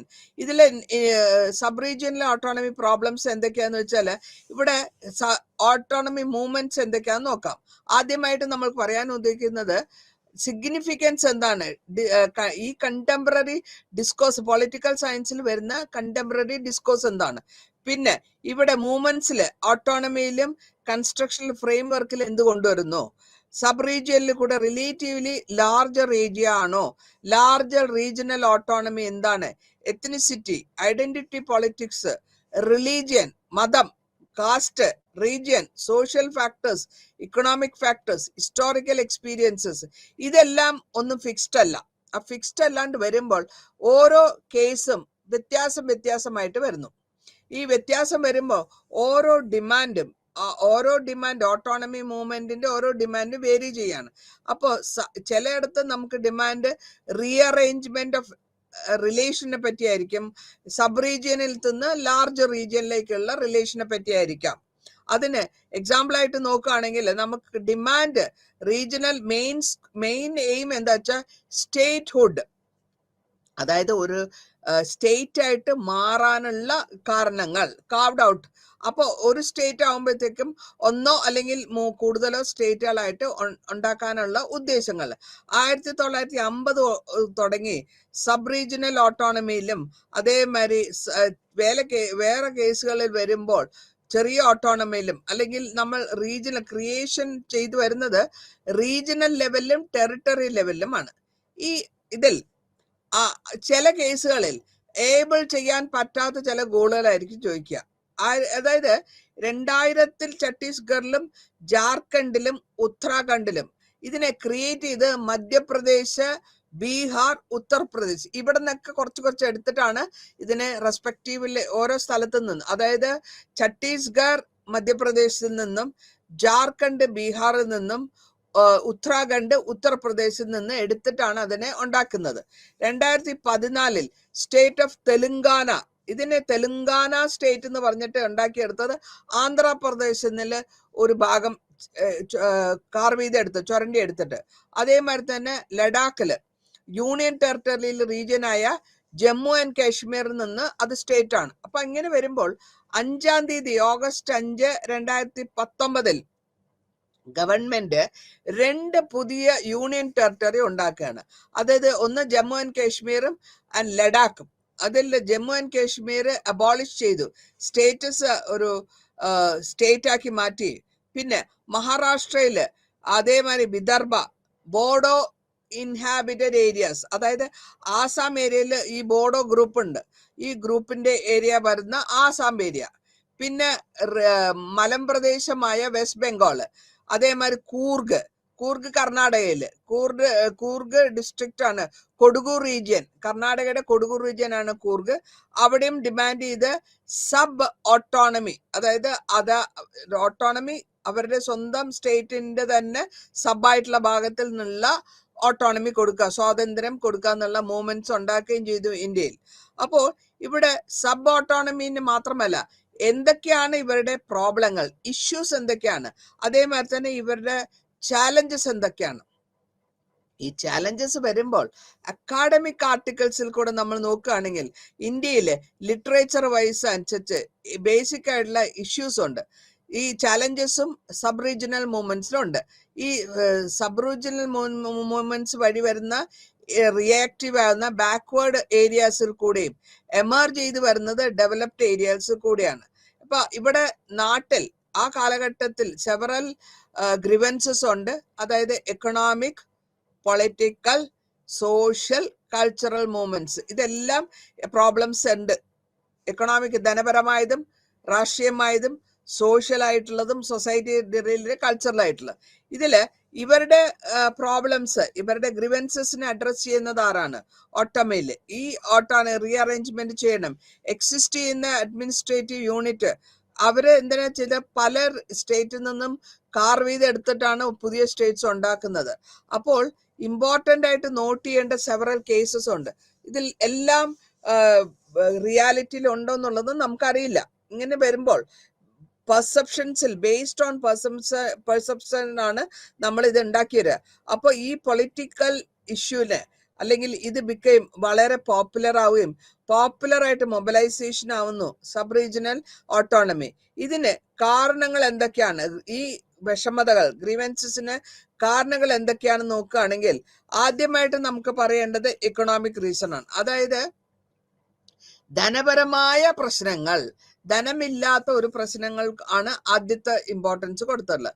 അതായത് ഏരിയയിൽ താമസിക്കുന്നവരുടെ financial status, economical status exploit ചെയ്യുന്ന എക്കണോമിക് സെൻസും ഈ പൊളിറ്റിക്സ്, സ്റ്റേറ്റ് ഗവൺമെന്റ്, ജൂറിസ്ഡിക്ഷനിൽ ഈ റീസൺസ് ആണ് ആദ്യമായിട്ട് സെൻട്രൽ ഗവൺമെന്റ് നോക്കേണ്ടത്. ഇവിടുത്തെ നാച്ചുറൽ റിസോഴ്സസ്, അതാത് റീജിയനിലുള്ള നാച്ചുറൽ റിസോഴ്സസ് ഒക്കെ എക്സ്പ്ലോയിറ്റ് ചെയ്യുന്നുണ്ട് belonging to other regions than theirs. അത് മാത്രമല്ല വേറെ ആളുടെയും എടുക്കുന്നു. ഇതേമാതിരി തന്നെ ചില കേസുകളിൽ ചില ഇന്റേണൽ കോളനീസ് അങ്ങനെ ഉണ്ടാവുന്നു. ഇതിന്റെ പറയാ ഡിസ്ക്രിമിനേഷൻ എന്ന് പറയും. ഡിസ്ക്രിമിനേഷൻ എന്ന് വെച്ചാൽ വ്യത്യാസമായ ട്രീറ്റ്മെന്റ് കിട്ടുക. ആ വ്യത്യാസമായ ട്രീറ്റ്മെന്റ് കിട്ടുന്ന ഏതിലാണ്? ജോബ് കിട്ടുന്നതില്, ഗെറ്റിംഗ് ജോബില് അവർക്ക് വ്യത്യാസം വരും. അതായത് അവർക്ക് പ്രത്യേകമായ ചില ജോബ് ചെയ്യാൻ പറ്റില്ല എന്നുള്ള ലെവലിൽ ഡിസ്ക്രിമിനേറ്റ് ചെയ്യും. അതേമാതിരി തന്നെ ഇക്കണോമിക് ഓപ്പർച്യൂണിറ്റീസ് വന്നതുകൊണ്ട് ആൾക്കാർക്ക് അവരുടെ സ്ഥലത്ത് നിന്ന് വേറെ സ്ഥലത്തേക്ക് മാറി താമസിക്കേണ്ട ഒരു കാലഘട്ടം വരുന്നു. അപ്പോൾ അത് വരുമ്പോഴത്തേക്കും മാറി താമസിക്കുമ്പോൾ നമ്മൾ ഇവിടെ കണ്ടിട്ടുണ്ടല്ലോ, ബീഹാറിലും ബംഗാളിലുള്ള ആൾക്കാരാണ് ഇവിടെ കേരളത്തിൽ കൂടുതലും വർക്ക് ലേബർ ഗ്രൂപ്പിൽ വരുന്നത്. ഈ ബംഗാൾ എന്നുള്ളതിൽ നിന്ന് ആൾക്കാർ, അതാണ് ഈ കാര്യത്തിൽ ഇവിടെ പറഞ്ഞത്, മൈഗ്രേറ്റ് ചെയ്ത് അവർ അടുത്ത റീജിയനിലേക്ക് പോകുന്നു. മാത്രമല്ല ഈ റീജിയനിൽ കംപ്ലൈന്റ് ചെയ്യുന്ന ഇക്കണോമിക് ഡിസ്ക്രിമിനേഷൻ കാരണം ഡെവലപ്മെന്റ് കുറയുന്നു. ആ ഡെവലപ്മെന്റ് കുറഞ്ഞു വരുമ്പോൾ തന്നെ പിന്നെയും ഇക്കോണമി അവരുടെ ബാക്കിലേക്കാണ് പോയിക്കൊണ്ടുവരിക. മാത്രമല്ല അവരുടെ റിസോഴ്സസിനെ പ്രോപ്പറായിട്ട് കോമ്പൻസേറ്റ് ചെയ്ത് യൂസ് ചെയ്യാനും പറ്റുന്നില്ല. അപ്പൊ ഇതാണ് ധനപരമായ പ്രശ്നങ്ങൾ അവര് ഫേസ് ചെയ്ത് കൊണ്ടുവന്നത്. ഇനി അടുത്ത് നമ്മൾ പറയാൻ പോകുന്നത് പൊളിറ്റിക്കൽ റീസൺസ് ആണ്. ഈ പൊളിറ്റിക്കൽ റീസൺസിൽ കൂടെ വരുമ്പോൾ ഓരോ റീജിയനും അവർക്ക് കിട്ടേണ്ടതായ റെപ്രസെന്റേഷൻ പൊളിറ്റിക്കൽ പൊസിഷൻസിൽ, അത് മിനിസ്റ്റർ ആയിക്കോട്ടെ ചീഫ് മിനിസ്റ്റർ ആയിക്കോട്ടെ, അതായത് പൊളിറ്റിക്സിൽ അവർക്ക് കിട്ടേണ്ട സ്ഥാനമാനങ്ങൾ കിട്ടുന്നില്ല എന്നർത്ഥം. അപ്പൊ അവിടെ ആ ലാക്ക് അവർക്ക് റീജിയണൽ വൈസ് അവരുടെ ഫണ്ടമെന്റൽ റൈറ്റ് ആയ പൊസിഷൻസ് കിട്ടുന്നില്ലാണ്ട് വരുമ്പോൾ അവർക്ക് പല വിധത്തിലുള്ള മാനസിക പ്രശ്നങ്ങളും ഉണ്ടാവുന്നുണ്ട്. ഇൻട്രസ്റ്റ് തങ്ങളുടെ റീജിയനിൽ ഉള്ള പോളിസി മേക്കിങ്ങിലൊന്നും നമ്മൾക്ക് സ്ഥാനമില്ല എന്നുള്ള ആ ഒരു ഉദ്ദേശം അവർക്ക് മനസ്സിലായി തുടങ്ങുന്നുണ്ട്. അപ്പൊ അതും ഒരു വലിയ ഇമ്പോർട്ടന്റ് ആയ ഒരു പൊളിറ്റിക്കൽ കാരണമാണ് ഈ ഓട്ടോണമി ചോദിക്കാനും. എന്തുകൊണ്ടാണ് പൊളിറ്റിക്കലി ഞങ്ങളും ഇവിടുത്തെ ആൾക്കാരല്ലേ, ഞങ്ങൾക്ക് കിട്ടുന്നില്ല, റെപ്രസെന്റേഷൻ കിട്ടുന്നില്ല എന്നുള്ള ഒരു പരാതികൾ വരുന്നു. ഇനി അടുത്തതായിട്ട് നമ്മൾ പറയാൻ പോകുന്നത് സോഷ്യലായിട്ടും കൾച്ചറലുമായിട്ടുള്ള റീസൺ ആണ്. ഈ സോഷ്യലായിട്ടും കൾച്ചറലായിട്ട് റീസൺ വരുമ്പോൾ ഈ റീജിയനിൽ എന്താണ് സോഷ്യലായിട്ടുള്ള ഇവരുടെ കൾച്ചറൽ പ്രോഗ്രാംസിന് അല്ലെങ്കിൽ കൾച്ചറൽ വിധത്തിലുള്ള ഇവരുടെ ഐഡന്റിറ്റി കിട്ടാണ്ട് പോകുന്നുണ്ടോ, അല്ലെങ്കിൽ ഇവർക്ക് എത്രത്തോളം ഇവരുടെ സൊസൈറ്റി അവരുടെ കൾച്ചറിനെ മെയിൻറ്റെയിൻ ചെയ്യാൻ കൊണ്ടുപോകുന്നു, അല്ലെങ്കിൽ അവരുടെ ആർട്ട് ഫോമോ കൾച്ചർ ഫോമോ ഇതൊന്നും അവർക്ക് ഡിമാൻഡ് ചെയ്തിട്ടുള്ള അവർക്ക് കിട്ടേണ്ട റെക്കഗ്നേഷൻ, അതാണ് ഉദ്ദേശിക്കുന്നത്. ഈ റെക്കഗ്നേഷൻ എന്ന് പറയുന്നത് എന്താണ്? നമ്മൾക്ക് കിട്ടാനുള്ള നമ്മൾക്ക് അധികാരമുള്ളത് നമ്മൾക്ക് സൊസൈറ്റി നമ്മളെ റെസ്പെക്ട് ചെയ്യുന്നില്ല. അപ്പോ ആർട്ട് പരിഗണിക്കുന്നില്ല എന്നുള്ള ആ ഒരു തോന്നല്, ഞങ്ങള് ബാക്ക്വേർഡ് ആയതുകൊണ്ടാണോ എന്നുള്ള ഒരു തോന്നൽ വരുന്നതും അതും ഒരു പ്രശ്നമായിട്ട് അവർക്ക് കണ്ടുവരുന്നുണ്ട്. ഇതിൽ കൂടെ നമ്മൾ മനസ്സിലാക്കേണ്ടത് എല്ലാ വിധത്തിലുള്ളവരെയും, എല്ലാ സൊസൈറ്റിയിലും പെട്ടവരെയും, എല്ലാ കൾച്ചറിൽ പെട്ടവരെയും എല്ലാവർക്കും അവർക്ക് എല്ലാ വിധമായ ഇക്വാലിറ്റി അല്ലെങ്കിൽ എല്ലാവർക്കും വേണ്ട വിധത്തിൽ അവരെ പരിപാലിക്കണം, അവരുടെ പ്രോബ്ലംസിനെ സോൾവ് ചെയ്യണം, അവരുടെ പ്രശ്നങ്ങളെ ഗവൺമെന്റ് നോട്ട് ചെയ്യുകയും അതിനെപ്പറ്റി വേണ്ട ചെയ്യണം എന്നുള്ള ഇൻഡയറക്റ്റ് ആയിട്ടുള്ള ഡിമാൻഡാണ് ഇതിൽ നമ്മൾ കാണുന്നത്. ഇനി അടുത്തതായിട്ട് ഞാൻ പറയാൻ പോകുന്നത് അഡ്മിനിസ്ട്രേറ്റീവ് ചേഞ്ചസിനെ പറ്റിയാണ്. ഈ അഡ്മിനിസ്ട്രേറ്റീവ് ചേഞ്ചസ് എന്ന് വരുമ്പോൾ, അതായത് അഡ്മിനിസ്ട്രേഷൻ എന്ന് വെച്ചാൽ നടത്തിപ്പ് കൊണ്ടുപോകുക, വലിയ സ്റ്റേറ്റ് ആയിക്കോട്ടെ ചെറിയ സ്റ്റേറ്റ് ആയിക്കോട്ടെ. അപ്പോൾ നടത്തിച്ചു കൊണ്ടുപോകുമ്പോൾ ഓരോ എക്സിക്യൂട്ടീവ് അതോറിറ്റീസിനും, അതായത് നമ്മളിവിടെ എക്സിക്യൂട്ടീവ് അതോറിറ്റി എന്ന് പറയുന്നത് ചീഫ് മിനിസ്റ്റേഴ്സിനെയാണ്, ലീഡേഴ്സിനെയാണ്. അതേമാതിരി അഡ്മിനിസ്ട്രേറ്റീവ് അതോറിറ്റിയിൽ വർക്ക് ചെയ്യുന്ന കോർഡിനേഷൻ ചെയ്യുന്ന ഓരോ പ്രോബ്ലത്തിനെയും ഡിഫറെന്റ് റീജിയനിൽ കോർഡിനേറ്റ് ചെയ്ത് എത്രത്തോളം അവർ കൊണ്ടുപോകുന്നു. വലിയ സ്റ്റേറ്റ് ആണോ, അവരുടെ സ്റ്റേറ്റിൽ എവിടൊക്കെയാണ് ഇങ്ങനത്തെ കാര്യങ്ങൾ പ്രശ്നങ്ങൾ ഉള്ളത്, ഏതൊക്കെ ഏരിയയിലാണ് ഈക്വലായിട്ട് പോകാത്തത്, ഇതൊക്കെ കണ്ടുപിടിക്കണം എന്നുണ്ടെങ്കിൽ അഡ്മിനിസ്ട്രേറ്റീവ് ചാലഞ്ചസ് ആണ്. അതായത് അതാത് ഗവൺമെന്റ് അതാത് റീജിയനിലുള്ള അധികാരികൾ, മേലധികാരികൾ, അതാണ് നമ്മൾ ഉദ്ദേശിക്കുന്നത്. മേലധികാരികൾ വേണ്ട വിധത്തിലുള്ള അറ്റൻഷൻ അല്ലെങ്കിൽ വേണ്ട വിധത്തിലുള്ള കാര്യങ്ങൾ ഇവർക്ക് കൊടുക്കുന്നില്ല എന്നുള്ള പരാതിയാണല്ലോ. അപ്പൊ ഈ പരാതിനെ നിങ്ങൾ മനസ്സിലാക്കിയാൽ മാത്രമേ ഓരോ രാജ്യത്തിന്റെയും പ്രശ്നങ്ങൾ എന്താ നമുക്ക് കണ്ടുപിടിക്കാൻ പറ്റുകയുള്ളൂ. അപ്പൊ നമ്മൾ അതനുസരിച്ച് കൊണ്ട് രാജ്യത്തിന്റെ തലപ്പത്തിരിക്കുന്ന അല്ലെങ്കിൽ ഗവൺമെന്റിന്റെ തലപ്പത്തിരിക്കുന്ന അതാത് അഡ്മിനിസ്ട്രേറ്റർ എന്ന് വേണമെങ്കിൽ പറയാം, അവര് ഇതിനെ സൈസ് നോക്കണം, ഓരോ സ്റ്റേറ്റിന്റെ സൈസ് നോക്കണം. അതേമാതിരി തന്നെ സ്റ്റേറ്റ് എവിടെയാണ് ലൊക്കേറ്റ് ചെയ്ത് അവരുടെ ഏരിയ ഏതാണെന്ന് നോക്കണം, അവിടെ എന്തൊക്കെ റീസൺസ് ആണെന്ന് നോക്കണം. അതനുസരിച്ച് അതിന് വേണ്ട വിധത്തിലുള്ള സൗകര്യങ്ങൾ ചെയ്യണം എന്നുള്ളതാണ് ഈ റീജിയൻ. ലോങ് ഡിസ്റ്റൻസ് കിടക്കുന്ന സ്റ്റേറ്റ് ക്യാപിറ്റലിൽ നിന്ന് ലോങ് ഡിസ്റ്റൻസ് വളരെ ദൂരെ കിടക്കുന്ന സ്റ്റേറ്റുകളായിരിക്കും, പ്രോവിൻസ് ആയിരിക്കും ഏറ്റവും കൂടുതൽ പ്രശ്നം അഭിമുഖീകരിക്കേണ്ടി വരിക. കാരണം സ്റ്റേറ്റ് ക്യാപിറ്റലിൽ പോയി അല്ലെങ്കിൽ ചീഫ് മിനിസ്റ്ററെ കണ്ട് പറയാൻ പറ്റാത്ത കുഗ്രാമങ്ങളിൽ കിടക്കുന്നവർ എങ്ങനെ ചെയ്യും? അപ്പൊ അവിടെയാണ് ഈ അഡ്മിനിസ്ട്രേറ്റീവ് ചാലഞ്ചസ് വളരെ വിസിബിൾ ആയിട്ട് നമുക്ക് കാണാൻ പറ്റുന്നത്. ഇനി പ്രിൻസിപ്പൽ ചാലഞ്ചസിലും കൂടി ക്യുമുലേറ്റീവ് ആയിട്ടുള്ള മൊബിലൈസേഷൻ വരുന്നുണ്ട് റീജിയണൽ ഓട്ടോണമിയിൽ. അതായത് ഈ പോയിന്റ്സ് എല്ലാം എടുത്ത് ഇവിടുന്ന് റിലേറ്റീവ് ആയിട്ടുള്ള ഇമ്പാക്ട് ഓരോ കേസിനും ഒരു കേസിൽ നിന്ന് വ്യത്യാസമാണ്. അപ്പോൾ ആ കേസിനെ മൊബിലൈസേഷനിൽ കൊണ്ടുവന്ന് റിയലൈസേഷൻ കൊണ്ടുവന്ന് ഓരോ റീജിയനിലുള്ളവരുടെ അതാത് റീജിയനിലുള്ളവരുടെ വേദനകൾ എന്താണെന്ന് മനസ്സിലാക്കി സ്റ്റുഡന്റ് ആയിക്കോട്ടെ, ലീഡർ ആയിക്കോട്ടെ, ഇൻഡിവിജ്വൽസ് ആയിക്കോട്ടെ, സിവിൽ സൊസൈറ്റി ഓർഗനൈസേഷൻസ് ആയിക്കോട്ടെ, ഇവരെല്ലാം കൂടെ കളക്ട് ചെയ്ത് മൊബിലൈസ് ചെയ്ത് അവരുടെ കാര്യങ്ങൾ അവർ സോഷ്യലും പൊളിറ്റിക്കൽ കോണ്ടെസ്റ്റിൽ കൂടെ തീർപ്പാക്കാനുള്ള ശ്രമം നടത്തിക്കൊണ്ടു പോകുന്നു. ഇനി അടുത്തത് നമ്മൾ പറയാൻ പോകുന്നത് ഈ സബ് റീജിയണൽ ഓട്ടോണമിയില് പുതിയ സ്റ്റേറ്റ് ഹുഡ് ഡിമാൻഡ് എന്തിനാണ് ഇവര് പുതിയ സ്റ്റേറ്റ് വേണമെന്ന് പറയുന്നത്? ഈ പുതിയ സ്റ്റേറ്റ് ഹുഡ് അതായത് 1950 മുതൽ ഈ റീജിയണൽ ഓട്ടോണമിയിൽ ഇമ്പോർട്ടന്റ് ആയിട്ടുള്ള ഒരു ഇഷ്യൂ ആണ് ഇന്ത്യയുടെ ഫെഡറലിസം. അപ്പോൾ ഇവിടെ പുതിയ സ്റ്റേറ്റുകൾ റീജിയണൽ വൈസ് ആയിക്കോട്ടെ അല്ലെങ്കിൽ ഓട്ടോണമസ് കൗൺസിൽസ് കൊണ്ടുവരണം പാർട്ടിയിൽ അല്ലെങ്കിൽ ഡിഫറെന്റ് ഇന്ത്യയുടെ പല ഭാഗങ്ങളിൽ.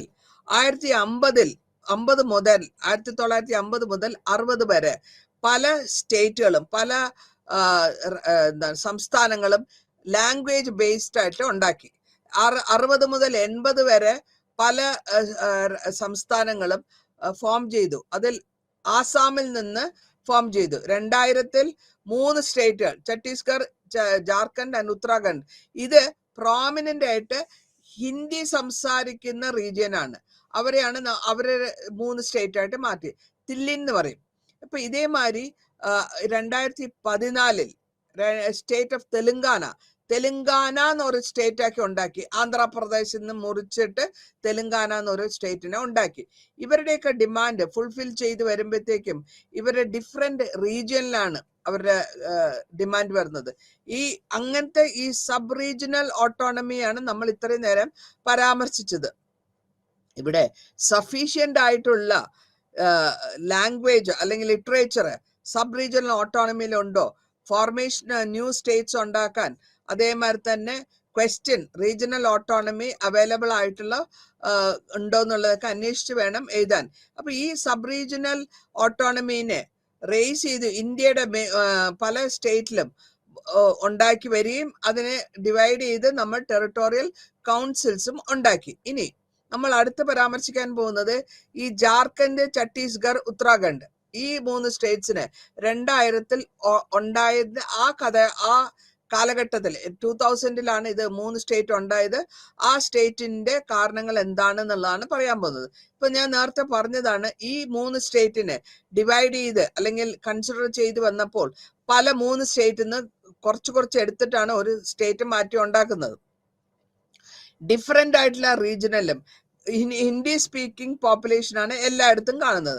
കോമൺ ഫീച്ചേഴ്സ് ആയിട്ട് നമുക്ക് കാണാൻ പറ്റുന്ന എന്താ വെച്ചാൽ ഇവരുടെ എക്സാമ്പിള് ഫസ്റ്റ് ടൈം ക്രിയേഷൻ ചെയ്യുന്ന സ്റ്റേറ്റ്സിൽ ഹിന്ദി സ്പീക്കിംഗ് റീജിയൻ അതിനെ അവരെ പറഞ്ഞത് ഹിന്ദി ഹാർട്ട്ലാൻഡ് എന്നാണ്. അല്ലെങ്കിൽ പിന്നൊന്ന് അവരുടെ രാജ്യങ്ങളിൽ ഏറ്റവും കൂടുതൽ മിനറൽ റിസോഴ്സസ് ഉണ്ട്. അത് 2 എണ്ണം എടുത്തു പറയേണ്ടിയിരിക്കുന്നു, ജാർഖണ്ഡും ഛത്തീസ്ഗഡും. അവിടെ പോപ്പുലേഷൻ മുഴുവനും ട്രൈബൽ ആണ്. പിന്നെ പ്രൊലോങ് ആയിട്ടുള്ള ഒരു മൂവ്മെന്റിനെ പറയുകയാണെങ്കിൽ ഫോർമേഷൻ ഓഫ് ജാർഖണ്ഡില്, ഈ ഫോർമേഷൻ ഓഫ് ഉത്തരാഖണ്ഡില് ഇതേമാതിരി തന്നെ മോർ ആയിട്ടുള്ള വോക്കൽ 1990 പറയുന്നു. ഉത്തരാഖണ്ഡിലും ജാർഖണ്ഡിലും അതേമാതിരി ക്രിയേഷൻ ഓഫ് ജാർഖണ്ഡില് വലിയ പോപ്പുലേഷൻ വന്നു. നമ്മൾ നേരത്തെ പറഞ്ഞു ഫോർമേഷൻ എങ്ങനെ വന്നു എന്നുള്ളത് നേരത്തെ പറഞ്ഞതാണ്. ഇത് കൂടാണ്ട് ഡിക്ലൈൻ കോൺഗ്രസിന്റെ താഴ്മയും, അല്ലെങ്കിൽ കോൺഗ്രസ് താഴെ പോകുന്നു, അവരുടെ BJP ഉയർന്നു വരുന്നു, കോമ്പറ്റീഷൻ കൂടുതലായിട്ട് വരുന്നു. ബീഹാർ, മധ്യപ്രദേശ്, ഉത്തർപ്രദേശില് ഇവരുടെയൊക്കെ ഡിമാൻഡ് കൂടി വരികയാണ്. 1948 സ്റ്റേറ്റിനെ റീഓർഗനൈസേഷൻ ചെയ്ത കമ്മിറ്റി ഉണ്ടാക്കുകയും 54 ഛത്തീസ്ഗഡ് വരികയും ചെയ്തു. ഇങ്ങനെ ബേസ് ചെയ്ത് വന്നപ്പോൾ മാർജിനലൈസ്ഡ് സോഷ്യൽ ഗ്രൂപ്പ്സ്, അതായത് schedule caste, schedule tribe, OBC, ഇവരുടെ എക്സ്പ്ലോയിറ്റേഷൻ ഈ റീജിയനിൽ നടന്നിരുന്നത്.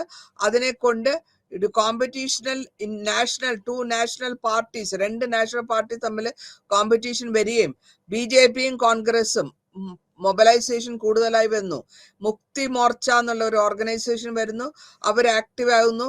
അതിനുശേഷം ക്രിയേറ്റ് ചെയ്യുന്നു ഛത്തീസ്ഗഡ്. ഇതിനെ ഡിമാൻഡ് ഛത്തീസ്ഗഡ് വന്ന ശേഷം ഫ്രെയിംവർക്ക് ഇന്ത്യൻ കോൺസ്റ്റിറ്റ്യൂഷനിലെ എക്സ്പ്ലോയിറ്റേഷൻ റീജിയനെ ഓരോ അവിടുത്തെ റീജിയൻ എക്സ്പ്ലോയിറ്റ് ചെയ്യുക. അതേമാതിരി തന്നെ പ്രത്യേകിച്ച് പറയുകയാണെങ്കിൽ ജാർഖണ്ഡില് ആദിവാസി ഐഡന്റിറ്റി വരികയും ആദിവാസി റീജിയൻ ഐഡന്റിറ്റി എടുക്കുകയും ഇൻഡസ്ട്രിയൽ ഡെവലപ്മെന്റ് കൊണ്ടുവരികയും ചെയ്യുന്നു. അപ്പൊ ഇങ്ങനെ ഈ സൈമൺ കമ്മീഷന്റെ വരണതിന് മുമ്പ് 1920 ട്രൈബൽ ലീഡർഷിപ്പ് ഉണ്ടായിരുന്ന ചോട്ടാനഗർ റീജിയൻ ആണ് അത്. അവിടെ ഇപ്പോഴത്തെ പ്രസന്റ് ജാർഖണ്ഡ് സ്റ്റേറ്റ്. അപ്പോ 1910 മുതൽ നമ്മൾ പ്രൊമോട്ട് ചെയ്ത് വരുന്നത് എഡ്യൂക്കേഷനും ഡെവലപ്മെന്റുമാണ്. അപ്പൊ ഇവിടെ നമ്മൾ ഫോം ചെയ്യുന്നു ആദിവാസി മഹാസഭ എന്ന് പറഞ്ഞിട്ട് 1937 ലീഡറാണ് ജയ്പാൽ സിംഗ്.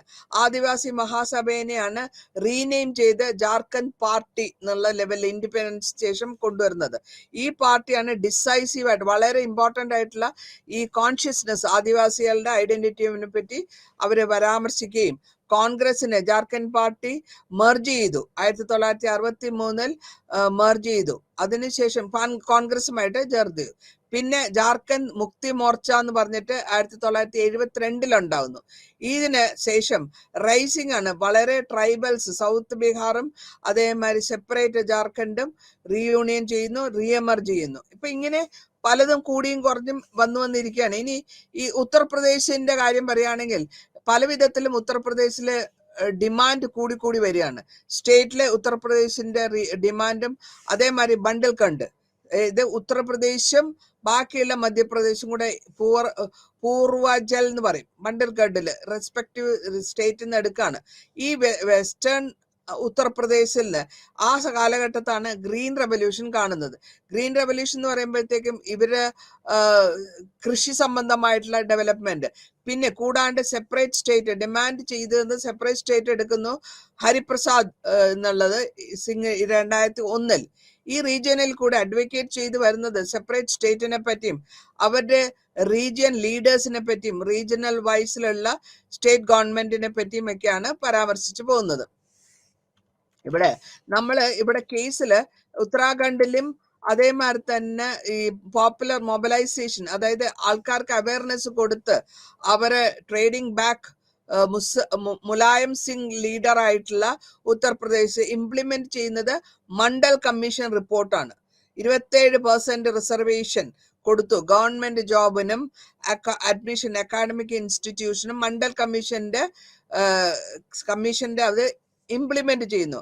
ഇതിൽ കൂടെ അവർ ഒപ്പോസ് ചെയ്തു വരുന്നതും ഗ്രൗണ്ട് OBC എന്നുള്ള ഒരു നെഗ്ലിജിബിൾ പോപ്പുലേഷൻ ആ റീജിയനിൽ ഉണ്ടായിരുന്നു. അപ്പൊ അവരൊരു അജിറ്റേഷൻ അല്ല അവരൊരു പ്രശ്നങ്ങൾ ഉണ്ടാക്കി. അതിന്റെ പരിണാമമായിട്ട് പോലീസ് ഫയറിംഗ് വരുന്നു. ഈ പോലീസ് ഫയറിംഗ് വരുമ്പോൾ കാത്തിമ എന്ന് പറഞ്ഞിട്ട് ഒരു ഒരാളുടെ ഡെത്ത് ഉണ്ടാവും. അതിൽ കൂടെ ഈ ക്രിയേഷൻ ഓഫ് ഉത്തരാഖണ്ഡ് സ്റ്റേറ്റ് അതിന് അപ്പൊ ഉത്തർപ്രദേശിൽ നിന്ന് എടുത്ത് അതിനെ ഉണ്ടാക്കിയെടുത്തു. ഇനി ആന്ധ്രാപ്രദേശ് എങ്ങനെയാ വന്നതെന്ന് നോക്കാം. ആന്ധ്രാപ്രദേശും തെലുങ്കാന സ്റ്റേറ്റും. ഇവിടെയും ആന്ധ്രാപ്രദേശിന്റെ ഇത് നമ്മളുടെ പൊട്ടി ശ്രീമാലു എന്ന് പറഞ്ഞിട്ട് ഗാന്ധിയനാണ്. അങ്ങേരെ മരണം വരെ സമരം ചെയ്യും, ഹങ്കർ സ്ട്രൈക്ക് ചെയ്യും 1953. അത് അങ്ങേരുടെ മരണത്തിന് അവസാനിച്ചു. ഈ ഹങ്കർ സ്ട്രൈക്കും ഡിമാൻഡ് ചെയ്തത് സ്റ്റേറ്റ് ഉണ്ടാക്കാനും ആ സ്റ്റേറ്റിൽ കൂടെ ഡിസ്ട്രിക്റ്റിൽ മദ്രാസ് സ്റ്റേറ്റിന്റെ ചില ഡിസ്ട്രിക്ട് മദ്രാസിലും ചിലര് തെലുഗു സംസാരിക്കുന്നവരുണ്ട്. അപ്പൊ ആ സ്റ്റേറ്റിനെ ആന്ധ്ര സ്റ്റേറ്റിന്റെ ഇയർ ആയിട്ട് കൊണ്ടുവരുന്നു. ഇവിടെ സെൻട്രൽ ഗവൺമെന്റ് ഒരു കമ്മീഷൻ അപ്പോയിന്റ് ചെയ്യും. ആ കമ്മീഷന്റെ ബേസിസിൽ അവരോട് റീഓർഗനൈസ് ചെയ്യാനും ബേസ്ഡ് ഓൺ ലിംഗ്വിസ്റ്റിക്സ് ബേസിസ്, അതല്ല ലാംഗ്വേജ് അനുസരിച്ചിട്ട് നോക്കുക. അങ്ങനെ ആ കമ്മീഷൻ വന്നു. കമ്മീഷൻ റീഓർഗനൈസേഷൻ കമ്മീഷൻ കൊണ്ടുവന്നു.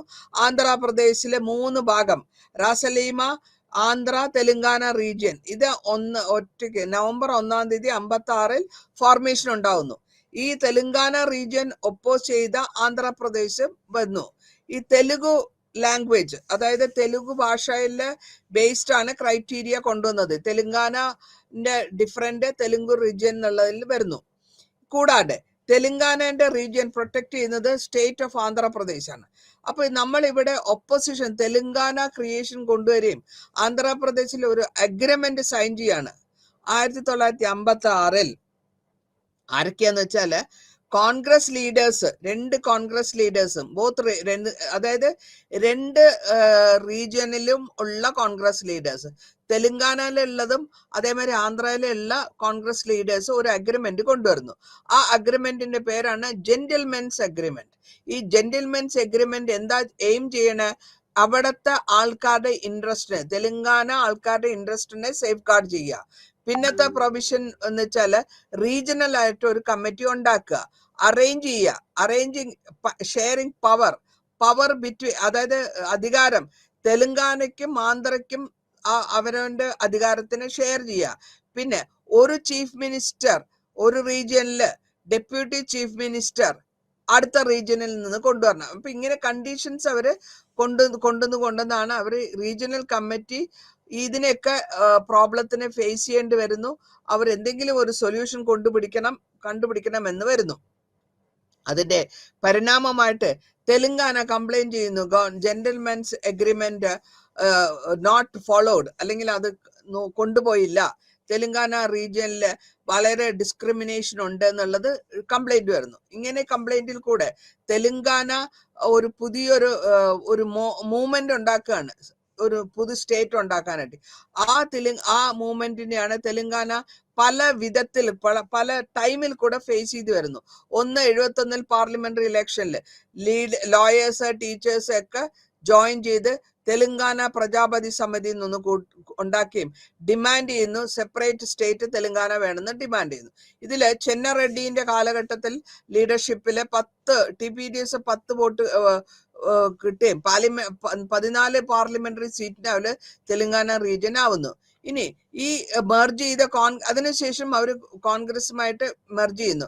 മെർജ് ചെയ്ത ശേഷം പിന്നെയും റീ എലഗേറ്റ് ചെയ്തത് 2001 ചന്ദ്രശേഖർ റാവു ഫോംഡ് അങ്ങനെ ഒരു ഉണ്ടാക്കി തെലുങ്കാന രാഷ്ട്രീയ സമിതി TRS. അതേമാതിരി പർപ്പസ് തെലുങ്കാന സ്റ്റേറ്റ്. അതേമാതിരി തന്നെ പിന്നെ ഒരു UP 2004 ലോക്സഭ ഇലക്ഷൻ നിർത്തുകയും തെലുങ്കാന ക്രിയേഷൻ ഓഫ് തെലുങ്കാന UPAയുടെ മാനിഫെസ്റ്റോയിൽ കൊണ്ടുവരികയും ചെയ്തു. ഇങ്ങനെ സബ് കമ്മിറ്റി ആയ ശരത് പവാറും പ്രണാബ് മുഖർജിയും തെലുങ്കാന സ്റ്റേറ്റിന്റെ ഫോർമേഷനിലേക്ക് വരികയാണ്. അങ്ങനെ ഈ 2009 ലോക്സഭയിലെ പി ചിദംബരം യൂണിയൻ മിനിസ്റ്ററും തെലങ്കാന ഇനീഷ്യേറ്റ് ചെയ്തു. അതിനുശേഷം തെലങ്കാന ജോയിന്റ് ആക്ഷൻ കമ്മിറ്റി വരുന്നു. അതിനുശേഷം ഒസ്മാനിയ യൂണിവേഴ്സിറ്റി വരുന്നു. സിവിൽ സൊസൈറ്റി ഓർഗനൈസേഷൻസ് എല്ലാം കൂടെ ചോർന്നെടുത്ത് ഈ Telangana separate need Telangana united Andhra Pradesh state എന്നുള്ള ലെവലിലും ശ്രീകൃഷ്ണ കമ്മിറ്റി റിപ്പോർട്ട് പ്രകാരം 2010 ഇതേ കാര്യം തന്നെയാണ് അവര് കൊണ്ടുവരുന്നത്. അങ്ങനെയാണ് അവസാനം തെലങ്കാന ഒരു 2014 ഒരു ഫോർമേഷൻ വരുന്നു. ഇനി നമ്മൾ ആസാമിനെ പറ്റിയാണ് പറയുന്നത്. ആസാമില് ഇതേമാതിരി തന്നെ 3 വിധത്തിലുള്ള ഡിമാൻഡാണ്. ഒന്ന് സോവറിൻ സ്റ്റേറ്റ്, 2 ഇൻസർജൻസി ഉള്ളതിനെ ഒന്ന് നീക്കുക, പിന്നെ creation of the new States, പല വിധത്തിലുള്ള സ്റ്റേറ്റിൽ നിന്ന് എടുത്ത് പുതിയ സ്റ്റേറ്റ് കൊണ്ടുവരിക. ഇതിനെ സബ് റീജിയണൽ ഓട്ടോണമിയിൽ കൂടെ ഡിമാൻഡ് ചെയ്തത് ഹിൽ സ്റ്റേറ്റ്, ആസാമിന്റെ ഹിൽ സ്റ്റേറ്റ് 1950-60. ഇനി ഹിൽ മൂവ്മെന്റും ഇതേമാതിരി തന്നെ മേഘാലയ സ്റ്റേറ്റ് ഉണ്ടാക്കാനായിട്ടുള്ള ഡിമാൻഡ് വരുന്നു. മേഘാലയ 71-72, ആസാം, മേഘാലയ അതേമാതിരി പുതിയ സ്റ്റേറ്റ്സ് കൊണ്ടുവരുന്ന ഷെഡ്യൂള് 6ാമത്തെ ഓട്ടോണമി ഷെഡ്യൂൾ വഴിയാണ് അവർ കൊണ്ടുവരുന്നത്. പിന്നെ അടുത്തതായിട്ട് വരുന്നത് ട്രൈബാണ്. പല വിധത്തിലുള്ള ട്രൈബുകൾ, ജാസ്തീസ്, കാസീസ്, കാറോസ്, മിസോറസ്, ഇവരെല്ലാം കൂടെ ഡിമാൻഡ് ചെയ്ത് ആസാമിന്റെ ഒരു ഫോർമേഷൻ സ്റ്റേറ്റ് എക്സിസ്റ്റ് ചെയ്യുന്ന ഹിൽ ട്രൈബിനെ എടുത്ത് കൗൺസിൽ സ്റ്റേറ്റിൽ കൊണ്ടുവന്ന് ഡിഷ്യൂ ചെയ്യുന്നു. അതിനുശേഷം ഈ ഷെഡ്യൂൾ അമെൻമെന്റ് 6th ഷെഡ്യൂളില് ഒരു 1954 ഒരു കോൺഫറൻസ് നടത്തുകയാണ് ട്രൈബൽ ലീഡേഴ്സിന്റെ. ആ ഗാരോ ഹിൽസിലാണ് നടക്കുന്നത്. ഇതിനുശേഷം ഇവര് ആസാം മെമ്മോറാണ്ടം അയക്കുകയാണ് സ്റ്റേറ്റിലേക്ക് റീഓർഗനൈസേഷൻ വേണമെന്ന് പറഞ്ഞിട്ട്. മൂന്ന് മലകൾ ജാത്തിയ, ഗാർഗോ, ഗാസി എക്സ്റ്റെൻഡ് ചെയ്ത large part of ആസാമാണ്.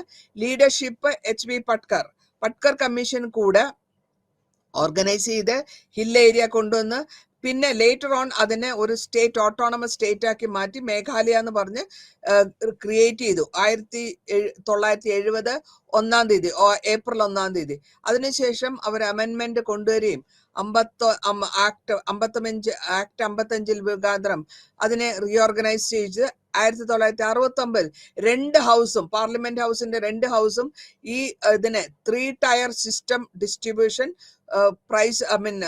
Power distribution കൊടുത്ത് എടുക്കുകയാണ്. പിന്നെ നമ്മൾ കാണുന്നത് കൗൺസിൽ ഓഫ് മിനിസ്റ്റേഴ്സ് ആണ് മേഘാലയയില്. അതേമാതിരി തന്നെ ലെജിസ്ലേറ്റീവ് അസംബ്ലി ക്രിയേറ്റ് ചെയ്തു, മെമ്പർഷിപ്പ് ഓപ്പൺ ആയിട്ട് കൊടുത്തു. എല്ലാ സീറ്റ്സിലും റിസർവ്ഡ് ആയിട്ടുള്ള ഷെഡ്യൂൾ ട്രൈബിനെയും ഗവർണറിനെയും അതേമാതിരി ലെജിസ്ലേറ്റീവ് അസംബ്ലി അതെല്ലാം ഫോം ചെയ്ത് റെപ്രസെന്റേഷൻ ഇല്ലാത്തടത്തൊക്കെ റെപ്രസെന്റേഷൻ കൊടുക്കാനും അവർക്ക് വേണ്ട വിധത്തിലുള്ള ജുറിസ്ഡിക്ഷൻ ഓവർ ട്രൈബൽസിലും നോൺ ട്രൈബൽസിലും ഇതെല്ലാം ചെയ്ത് ട്രാൻസ്ഫർ ചെയ്ത് Assam to Meghalaya public areas ഒക്കെ കൊടുക്കുകയും ചെയ്തു. ഇനി അടുത്തതായിട്ട് നമ്മൾ പറയാൻ പോകുന്നത് ബോഡോ മൂവ്മെന്റ് ആണ്.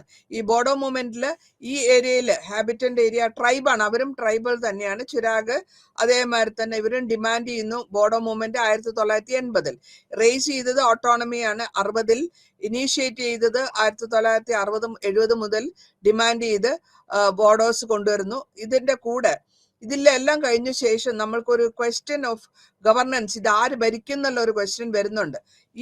ഇതിനാണ് ഇവിടെ കറപ്ഷൻ ഇല്ലാണ്ട് ഡെമോക്രാറ്റിക് വേയിൽ കൊണ്ടുവരണം എന്നുള്ള ഒരു ഉദ്ദേശത്തില് ഈ വലിയ സ്റ്റേറ്റായ ഉത്തർപ്രദേശും അതേമാതിരി ഡെമോക്രസിയിലൊക്കെ ഈ ടൈപ്സ് ഓഫ് ഡിസ്ക്രിമിനേഷൻ വളരെ വിധത്തിലുള്ള power providing, corruption free, inclusive, democratic, അതേമാതിരി തന്നെ സ്റ്റേറ്റിലെ വലിയ സ്റ്റേറ്റ്, സെവറൽ സ്റ്റേറ്റ്സ് കംപ്ലൈൻസ്, ആരൊക്കെയാണ് കംപ്ലൈൻസ്, കറപ്ഷൻ, ഇതെല്ലാം ഡെമോക്രാറ്റിക് ഡിഫിസിറ്റ് എന്താണ്, ടെറിട്ടോറിയൽ ഏരിയാസ് എന്താണെന്ന് കണ്ടുപിടിക്കാനായിട്ട് ഒരു ഗുഡ് ഗവർണൻസ് കൊണ്ടുവരാനായിട്ട് ഗവൺമെന്റ് കൊണ്ടുവരികയാണ്. അപ്പോൾ നമ്മൾ ഈ കോൺഷ്യസിൽ കൂടെ നമ്മൾക്ക് മനസ്സിലാക്കി എടുക്കുന്നത് എന്താന്ന് വെച്ചാൽ ഇതോടുകൂടി ഇവിടെ വൈൻഡപ്പ് ചെയ്യാൻ പോവാണ്. അപ്പൊ ഇവിടെ കോൺഷ്യസ് ആയിട്ടുള്ള ഗ്രിവൻസസ് എന്താണോ അതിനെ റേസ് ചെയ്ത് റീജിയണൽ ഐഡന്റിറ്റിയിൽ കൊണ്ടുവന്ന് അവരുടെ പൊളിറ്റിക്കൽ ഓട്ടോണമി ചോദിച്ച് ഈ റീജിയനിലുള്ളവരെ ആർഗ്യൂ ചെയ്ത് ഗ്രാന്റ് ചെയ്ത് കൊടുത്ത് നാച്ചുറൽ റിസോഴ്സസ് അവരുടെ ഡെവലപ്മെന്റ് ഉപയോഗത്തിന് എങ്ങനെ വേണം എന്നുള്ളത് എക്സ്പ്രസ് ചെയ്ത് പല വിധത്തിലും എക്സിസ്റ്റിംഗ് സ്റ്റേറ്റ്സിലാണ് റെക്കഗ്നേഷൻ വരുന്നത്. ഓട്ടോണമസ് സ്റ്റേറ്റ് വന്നാൽ കൂടെയും അവര് പല വിധത്തിലും അപ്പോൾ തന്നെ ഓൾറെഡി സ്റ്റേറ്റിലുണ്ട്, ഓട്ടോണമസി ഉണ്ട്, അതേമാതിരി ടെറിട്ടോറിയൽ കൗൺസിൽസ് ഉണ്ട്, റീജിയണൽ കൗൺസിൽസ് ഉണ്ട്, യൂണിയൻ ടെറിട്ടറീസ് ഉണ്ട്. ഈ വിധത്തിലുള്ള പൊളിറ്റിക്കൽ കോണ്ടെക്സ്റ്റിൽ കൂടെ നമ്മൾ ഡിഫറെന്റ് ഫോംസ് ഓഫ് സ്റ്റേറ്റ്സ് കൊണ്ടുവന്ന് ഇന്ത്യയിൽ നമ്മൾ ഉദ്ദേശിക്കുന്നത് നല്ല വിധത്തിലുള്ള ഒരു ഗവൺമെന്റ് കൊണ്ടുവരിക, നല്ല വിധത്തിൽ ചെറിയ സ്റ്റേറ്റുകൾക്കും വലിയ വിധത്തിലുള്ള നല്ല ഭരണം കിട്ടുക. അതേമാതിരി അവരുടെ കാര്യങ്ങൾ അവർക്ക് ഒരു കാരണവശാലും അവരുടെ ഗവൺമെന്റിന്റെ ഗവർണൻസ് കുറയാണ്ട് പോവുക, ലാക്കായിട്ട് വരാണ്ടിരിക്കുക, കറപ്ഷൻ ഇല്ലാണ്ടിരിക്കുക, എക്സ്ക്ലൂസീവ്നെസ് ചിലർക്ക് മാത്രം കൊടുക്കുക അതില്ലാണ്ടിരിക്കുക. ഇങ്ങനെ എല്ലാ സ്റ്റേറ്റും ഐഡിയലായിട്ട് എല്ലാ സ്റ്റേറ്റ്സിലും സൂട്ടബിളായ നല്ല ഗവൺമെന്റ് വരണം എന്നാണ് ഉദ്ദേശിക്കുന്നത് ഗവൺമെന്റ്. ഈ ഗവൺമെന്റിന്റെ ഡിപ്പാർട്ട്മെന്റ്സും അതേമാതിരി സെവറൽ ഫാക്ടേഴ്സിനെയും ഇതിന്റെയൊക്കെ ട്രസ്റ്റിൽ വരുന്നത് എന്താണ്? ആ ഗവൺമെന്റിലുള്ള സ്റ്റേക്ക് ഹോൾഡേഴ്സ് ആണ്. മാത്രമല്ല ആ ഗവൺമെന്റ്, ആ ഗവൺമെന്റിന്റെ ആ ലീഡർഷിപ്പിനും ഇമ്പോർട്ടൻസ് ഉണ്ട് എന്ന് നമ്മൾ പറയുന്നു. ഇതുമാതിരി സിവിൽ ഓർഗനൈസേഷനും സിവിൽ സൊസൈറ്റീസിനും ഇതിന് വലിയ പ്രസ്ഥാനത്തിനും ഇങ്ങനത്തെ കാര്യങ്ങൾക്ക് വലിയ അതിർത്തി ഉണ്ട്, അല്ലെങ്കിൽ ഇവർക്കും പ്രാധാന്യമുണ്ട്. റോൾ ഓഫ് സിവിൽ സൊസൈറ്റിയുടെ ഓർഗനൈസേഷനും ഇതിൽ വളരെ പ്രാധാന്യമെന്ന് നമ്മൾ പറയുന്നു. നന്ദി, നമസ്കാരം.